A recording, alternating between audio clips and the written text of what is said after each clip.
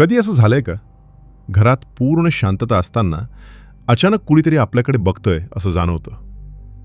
कधी कुणीतरी नावाने हाक मारल्यासारखं वाटतं, राज, पण मागे वळून पाहिलं की तिथे फक्त दाट काळोख असतो. छाती धडधडते आणि सतत वाटत राहतं की अगदी आपल्या पाठीमागे कुणीतरी उभं आहे. प्रत्येकाच्या आयुष्यात असा एकतरी अनुभव असतोच. ती अंधारात दिसलेली धूसर आकृती असो किंवा जुन्या लोकांनी सांगितलेली एखादी थरारक गोष्ट. याला काही जण भास म्हणतात, तर काही भूत. पण तरीही एक प्रश्न मनात घर करून राहतोच. भूतं खरंच असतात की हा फक्त आपल्या मनाचा खेळ? आजची सुरुवात एका अशा गोष्टीने करूया जी कुठलीही अफवा किंवा दंतकथा नाहीये. ही एक प्रसिद्ध सत्य घटना आहे, ज्याची नोंद डॉक्टर, चर्च आणि न्यायालयात झाली. ही गोष्ट आहे जर्मनीच्या ॲनेलिज मिशेलची. साधारण 1968ची गोष्ट आहे. ॲनेलिज त्यावेळी 16 वर्षांची होती. ती एक साधी, हुशार आणि खूप धार्मिक मुलगी होती. शाळेत असताना आलेल्या त्या एका विचित्र झटक्यानं तिचं आयुष्यच बदलून टाकलं आणि तिथूनच तिच्या विनाशाचा प्रवास सुरू झाला. सुरुवातीला डॉक्टरांना वाटलं हा मेंदूचा विकार आहे, पण ॲनेलिजचं सांगणं वेगळंच होतं. तिला सतत भयानक आवाज ऐकू यायचे, जे तिला सांगायचे की तू शापित आहेस आणि तू नरकात सडणार आहेस. हळूहळू तिचं वागणं इतकं भयानक आणि हिंसक झालं की ते बघून कोणाचाही थरकाप उडावा. रेकॉर्ड्सनुसार ती जमिनीवर पडलेले किडे आणि कोळसा उचलून खायची. ती दिवसाचे कित्येक तास गुडघ्यावर बसून प्रार्थना करायची, ज्यामुळे तिचे गुडघे अक्षरशः फुटले होते. ते मला खाऊ देत नाहीत असं म्हणत तिने अन्न सोडलं आणि तिचं वजन फक्त 30 किलो झालं होतं. जेव्हा वैद्यकीय उपचार अपुरे ठरत आहेत असं पालकांना वाटू लागलं, तेव्हा 1975 मध्ये चर्चनं एक्झॉर्सिझमचा मार्ग निवडला. सोप्या भाषेत सांगायचं तर एक्झॉर्सिझम म्हणजे शरीरात घुसलेली वाईट शक्ती किंवा भूत धार्मिक विधी आणि मंत्रोच्चारानं बाहेर काढण्याची प्रक्रिया, ज्याला आपण मराठीत बाधा काढणं किंवा भूत काढणं म्हणतो. पुढचे 10 महिने म्हणजे 1976 पर्यंत तिच्यावर तब्बल 67 वेळा हे विधी करण्यात आले. 30 किलोच्या ॲनेलिजमध्ये ताण आणि झटक्यांमुळे त्यावेळी अपेक्षेपेक्षा जास्त ताकद दिसत होती की तिला साखळदंडाने बांधून ठेवावं लागायचं. 3-3 माणसं मिळूनही तिला रोखू शकत नव्हती. त्या बंद खोलीतून फक्त साखळ्यांचा आवाज आणि तिचं भयानक ओरडणं ऐकू यायचं. पादरींच्या दाव्यानुसार तिच्या शरीरात 6 महाभयानक आणि अतृप्त आत्मे वावरत होते. सर्वात पहिला होता लुसिफर, म्हणजेच खुद्द सैतान. त्याच्यासोबत केन, ज्याने स्वतःच्या भावाचा खून केला होता. नंतर जुदास, ज्याने येशूचा विश्वासघात केला होता. चौथा तो क्रूर रोमन राजा नीरो. 5व्या नावाने तर सगळ्यांनाच हादरवलं, कारण तो होता ॲडॉल्फ हिटलर. आणि शेवटचा होता फ्लेशमॅन, एक भ्रष्ट पुजारी. पादरी ठाम होते की त्या खोलीत घुमणारे हे आवाज याच 6 आत्म्यांचे होते, ॲनेलिजचे नाही. पण दुर्दैवाने सततचे हे विधी आणि उपासमार तिचं शरीर सहन करू शकलं नाही आणि या भयानक संघर्षाचा अखेर 1 जुलै 1976 रोजी झाला, जेव्हा वयाच्या अवघ्या 23व्या वर्षी ॲनेलिजचा दुर्दैवी मृत्यू झाला. यानंतर 1978 मध्ये ॲनेलिजच्या पालकांवर आणि दोन्ही पादरींवर उदासीनतेचे आरोप ठेवले गेले आणि त्यांना शिक्षा सुनावण्यात आली. पण शेवटी एक प्रश्न उरतोच, खरंच ॲनेलिजला त्या 6 राक्षसांनी झपाटलं होतं का, की ते तिच्या मनाचे खेळ होते? पण हे फक्त तिच्यापुरतं मर्यादित नाही. जगभरात लोक छातीठोकपणे सांगतात की त्यांनी भूतांना पाहिलंय. कधी ती माणसांसारखी दिसतात, कधी त्यांचे चेहरे विद्रूप असतात. काहींना वाटतं सावली पाठलाग करतेय, तर काहींना ती हवेत विरघळताना दिसते. विशेष म्हणजे कधीकधी एकाच वेळी अनेक लोक तीच गोष्ट पाहिल्याचा दावा करतात. लहानपणी पाहिलेल्या सिनेमांमधली ती दृश्य टीव्ही बंद झाला तरी डोळ्यांसमोरून जात नाहीत. पण एक लक्षात घ्या, विज्ञान या अनुभवांची चेष्टा करत नाही. उलट यामागे काही ठोस कारणं आहेत. चला जाणून घेऊया. जे लोक मी भूत पाहिलंय असं ठामपणे सांगतात ना, हे सहसा तेच लोक असतात ज्यांचा भूतांवर आधीपासूनच विश्वास असतो. लहानपणापासून आत्मे आणि अदृश्य दुनियेच्या गोष्टी ऐकल्यामुळे त्यांच्या मनानं हे आधीच स्वीकारलेलं असतं. ज्यांचा भूतांवर अजिबात विश्वास नाही त्यांनाही असे अनुभव येऊ शकतात, पण त्यांच्या अनुभवाचा अर्थ लावण्याची पद्धत वेगळी असते. हळूहळू एखाद्याच्या मनातल्या शंकेचं रूपांतर विश्वासात व्हायला लागतं आणि एकदा का हा विश्वास मनात पक्का झाला की मग त्याचे अनुभवही बदलायला लागतात. लोकांचा सर्वात कॉमन अनुभव म्हणजे एकटे असताना कुणीतरी आपल्याकडे बघतंय असं वाटणं. यामागे एक जबरदस्त सायन्स आहे. हजारो वर्षांपूर्वी आपले पूर्वज जंगलात राहायचे. तेव्हा त्यांचं गणित साधं होतं. अंधारात झुरूप हल्लं तर ते काही नाही म्हणून थांबत नव्हतं, तर वाघ आहे समजून पळायचे. तिथे वाघ नसेल तरी नुकसान काहीच नाही, पण असेल तर जीव वाचला. हाच सुरक्षित पर्याय त्यांना जिवंत ठेवत होता. हीच सर्व्हायवल सिस्टीम आजही आपल्या मेंदूत एखाद्या सॉफ्टवेअरसारखी फिट आहे. त्यामुळेच जेव्हा आपण एकटे असतो तेव्हा आपला मेंदू कमालीचा सक्रिय होतो.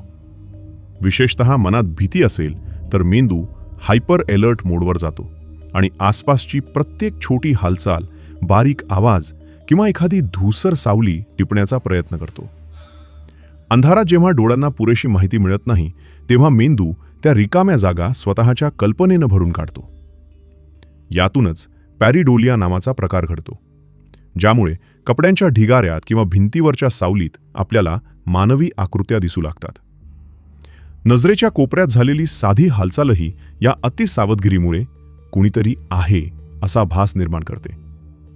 थोडक्यात सांगायचं तर ते अदृश्य डोळे म्हणजे आपल्याला सुरक्षित ठेवण्यासाठी मेंदूनं रचलेलं एक कल्पनेचं जाळं असतं. आणि यामागचं दुसरं एक भीतीदायक वैज्ञानिक कारण म्हणजे कार्बन मोनॉक्साईड. अनेकदा जुन्या किंवा बंद घरांमध्ये गॅस लिकेजमुळे किंवा अर्धवट जळलेल्या लाकडांमुळे हा विषारी वायू साचतो. हा वायू रंगहीन आणि गंधहीन असतो, त्यामुळे तो हवेत आहे हे आपल्याला समजतही नाही. जेव्हा हा वायू श्वासावाटे हळूहळू मेंदूत जातो तेव्हा माणसाला जागेपणी स्वप्न पडल्यासारखे भास होऊ लागतात. विचित्र आवाज ऐकू येतात आणि गोंधळलेला माणूस यालाच भूत समजू लागतो. आता वळूया त्या सर्वात थरारक अनुभवाकडे. नुसतं भूत दिसणं नाही तर त्याचं प्रत्यक्ष बोलणं. अनेक लोक ठामपणे सांगतात की त्यांना रस्त्यात कुणीतरी भेटलं, त्याने तंबाखू मागितली आणि मागे वळून बघितलं तर तिथे कुणीच नव्हतं.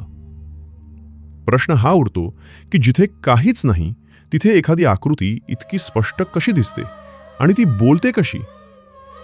याचं उत्तर एका साध्या उदाहरणात दडलंय. रात्री अंधारात खुर्चीवर पडलेल्या कपड्यांच्या ढिगाऱ्याकडे पाहून तुम्ही कधी दचकला आहात का? त्या एका क्षणासाठी तुम्हाला तिथे कुणीतरी बसलंय असंच वाटतं. जर तुम्ही एकटे असाल, मनात भीती असेल आणि त्याच वेळी एखादी भूताची गोष्ट आठवली तर तुमच्या मेंदूत त्या भूताची इमेज आधीच तयार असते. आता मेंदूला ती प्रतिमा लावण्यासाठी बाहेर फक्त एक कोरा पडदा हवा असतो आणि अंधारातली ती खुर्ची तो पडदा बनते. तुमचे डोळे मेंदूला सांगत नाहीत की तिथे काय आहे. उलट तुमचा मेंदूच डोळ्यांना कमांड्स देतो की तिथे काय बघायचं आहे. विज्ञानाच्या भाषेत यालाच टॉप डाऊन प्रोसेसिंग म्हणतात. तुमच्या मेंदूतला ॲमिग्डेला हा भाग भीतीमुळे इतका सक्रिय होतो की तो तुमच्या मनातल्या भीतीला बाहेरच्या वास्तवावर प्रोजेक्ट करतो. त्यामुळे कपड्यांचा आकार तोच असतो, पण तुमची भीती त्या ढिगाऱ्याला थेट हातपाय आणि चेहरा देऊन मोकळी होते. थोडक्यात तुम्हाला तेच दिसतं जे तुम्हाला घाबरवण्यासाठी तुमचं मन तयार करत असतं. आणि ते गूढ आवाज, ये इकडे ये किंवा थांब असं कोणीतरी म्हटल्याचा भास का होतो? याचं कोडं तुमच्या रोजच्या आयुष्यात आणि विज्ञानाच्या एका रंजक प्रयोगात दडलंय. कधी असं झालंय का की घरात फॅन किंवा AC जोरात सुरू आहे आणि अचानक तुम्हाला वाटतं की तुमचा फोन वाजतोय किंवा आईने हाक मारली. तुम्ही दचकून पाहता, फॅन बंद करता तर तिथे पूर्ण शांतता असते. विज्ञानात याला ऑडिटरी पॅरिडोलिया म्हणतात. आपल्या मेंदूला विस्कळीत किंवा गोंधळाचे आवाज आवडत नाहीत. तो सतत त्यात काहीतरी ओळखीचा पॅटर्न शोधण्याचा प्रयत्न करत असतो. हीच गोष्ट सिद्ध करण्यासाठी 1960च्या दशकात द व्हाईट क्रिसमस एक्सपेरिमेंट नावाचा एक प्रसिद्ध प्रयोग करण्यात आला होता. शास्त्रज्ञांनी काही लोकांना एका शांत खोलीत बसवून हेडफोनवर फक्त व्हाईट नॉईज ऐकवला. हा आवाज म्हणजे अगदी जुन्या टीव्हीचा सिग्नल गेल्यावर जो आवाज यायचा तसा होता. त्या लोकांना सांगण्यात आलं की या आवाजात अधूनमधून प्रसिद्ध व्हाईट ख्रिसमस हे गाणं वाजणार आहे. ते तुम्ही नीट लक्ष देऊन ऐका. खरी गंमत अशी की त्या टेपमध्ये प्रत्यक्षात कोणतंही गाणं नव्हतंच, फक्त तो एकसुरी आवाज होता.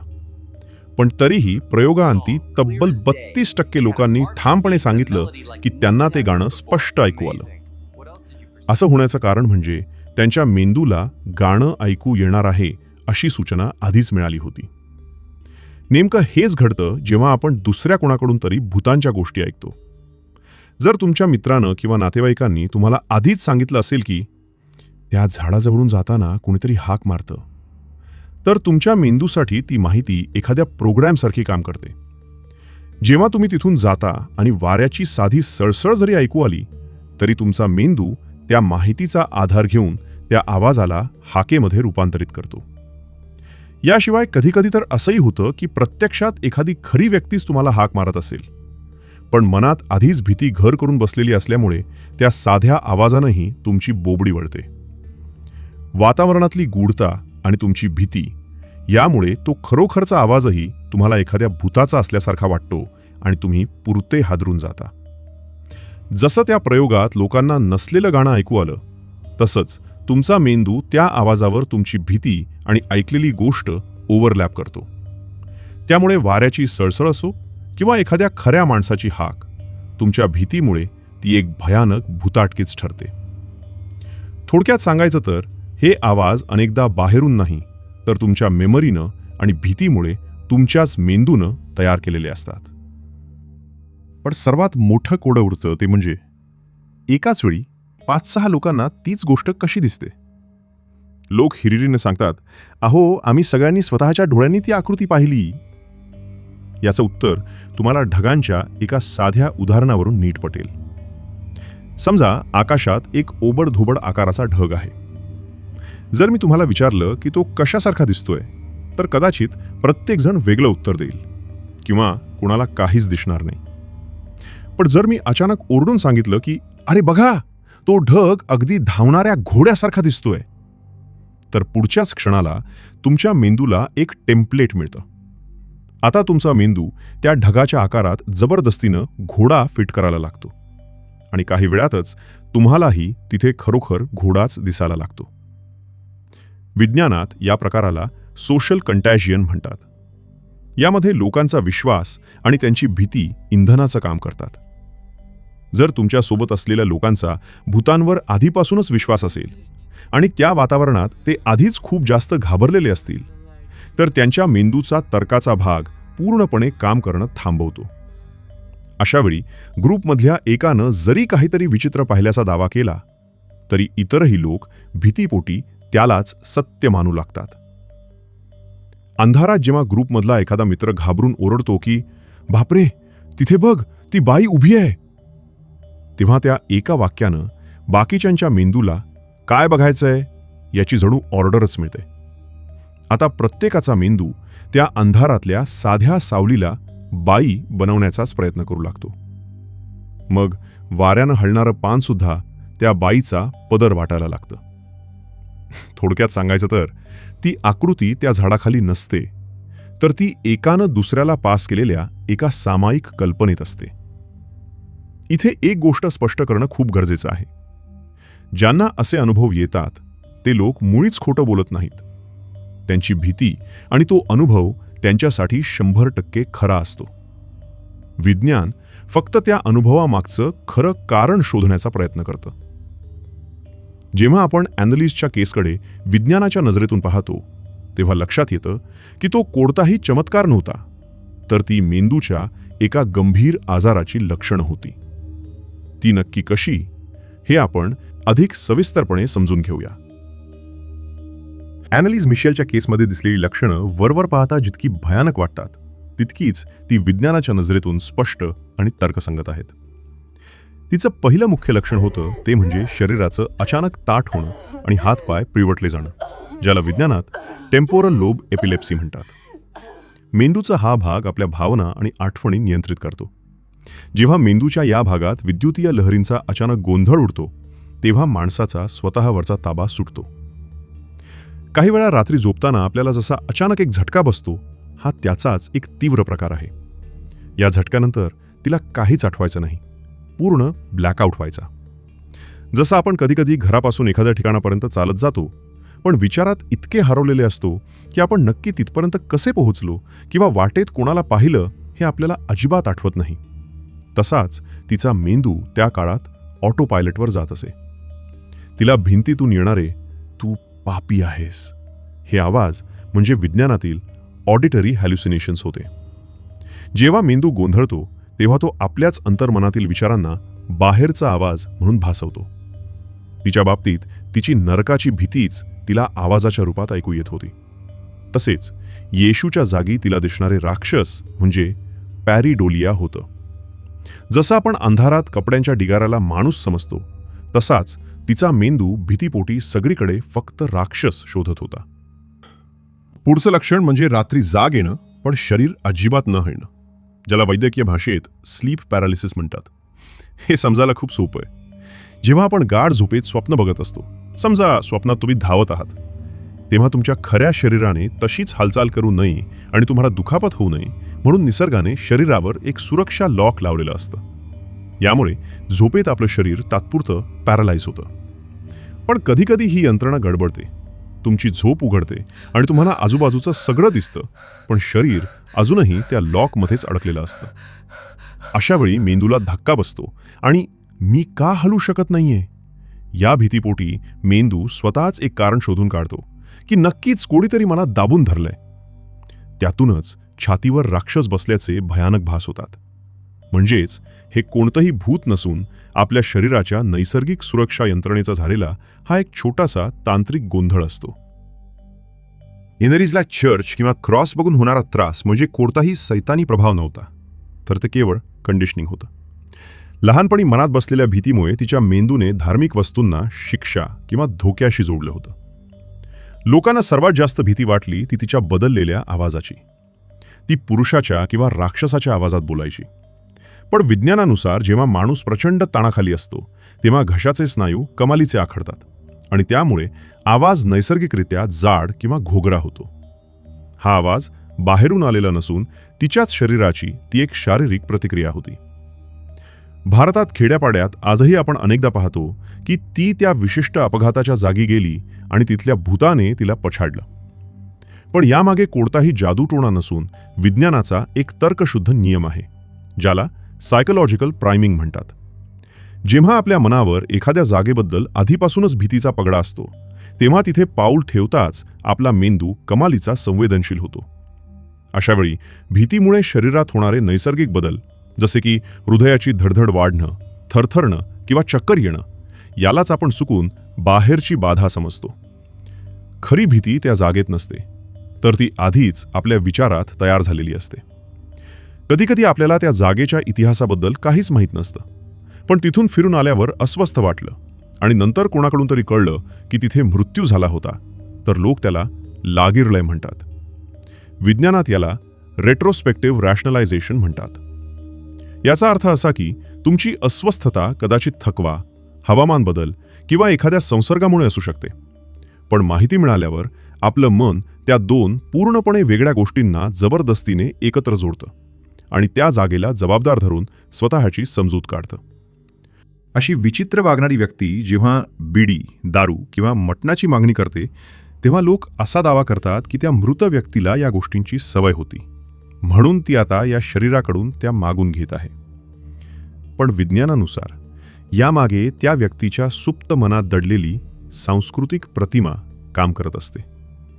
आपण लहानपणापासून कथा किंवा सिनेमातून भूत नेमकं कसं वागतं आणि ते काय मागतं याचा एक आराखडा मनात तयार केलेला असतो. जेव्हा मेंदू टोकाच्या ताणामुळे डिसोसिएटिव्ह ट्रान्समध्ये जातो तेव्हा तर्काचा भाग बाजूला पडतो आणि सुप्त मन ताबा घेतं. कधीकधी ही माणसं पूर्णपणे वेगळ्या आवाजात किंवा भाषेत बोलू लागतात. हे मुद्दाम केलेलं नाटक नसतं, तर टोकाच्या मानसिक ताणामुळे त्यांचा स्वतःवरचा ताबा सुकलेला असतो आणि त्यांचं सबकॉन्शियस माइंड शरीराचं नियंत्रण घेतं. मात्र इथे एक दुसरी बाजूही आहे. काही लोक जाणीवपूर्वक म्हणजे मुद्दामसुद्धा असं करण्याचं नाटक करतात. स्वतःचं महत्त्व वाढवण्यासाठी, कोणाला तरी घाबरवण्यासाठी किंवा आपली एखादी जिद्द पूर्ण करून घेण्यासाठी ते अंगात येण्याचा बनाव रचतात.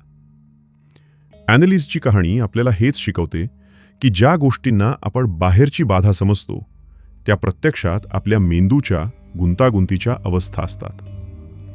स्लीप पॅरालिसिस असो वा भास, हे सर्व आपल्या मेंदूच्या ओव्हर ॲक्टिव्ह सुरक्षा यंत्रणेचा भाग आहेत. विज्ञानासमोर भूतांचे अस्तित्व सिद्ध करणारे पुरावे अजूनही सापडलेले नाहीत. जगातलं सर्वात मोठं रहस्य आपलं मानवी मेंदू आहे. आपला मेंदू असे आवाज आणि चेहरे निर्माण करू शकतो जे वास्तवापेक्षाही खरे वाटतात. त्यामुळे जेव्हा कोणी म्हणतं मी भूत पाहिलं, तेव्हा विज्ञान ते नाकारत नाही, कारण तो अनुभव त्या व्यक्तीसाठी 100% खरा असतो.